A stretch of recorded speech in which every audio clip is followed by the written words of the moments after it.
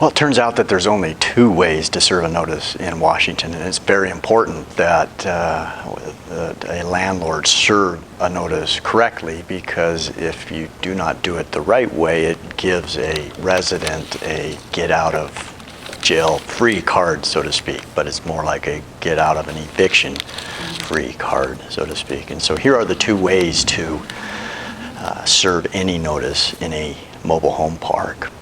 The first method is personal delivery, and so that requires that you go up to the door of the mobile home, knock on it, and wait for the tenant to answer the door. And if the tenant answers the door, then you can deliver the notice to the tenant directly by putting it in their hand.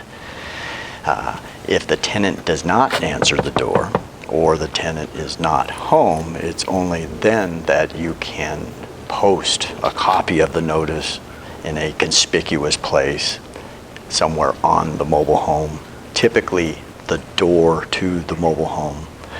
But you won't want to post a notice on things like a fence next to the home, or a garbage can, or a car. It really needs to be posted conspicuously somewhere on the mobile home. Another area to be careful with is when you knock on the door, oftentimes someone other than the tenant will answer the door. So you'll have the tenant's children answer the door, or a friend answer the door, or someone other than the tenant.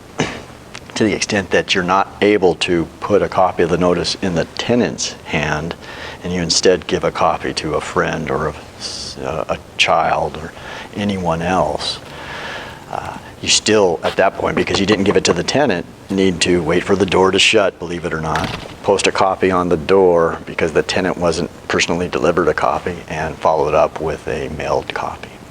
When you post a notice in that way, you also need to mail a copy of the notice in regular mail via the post office.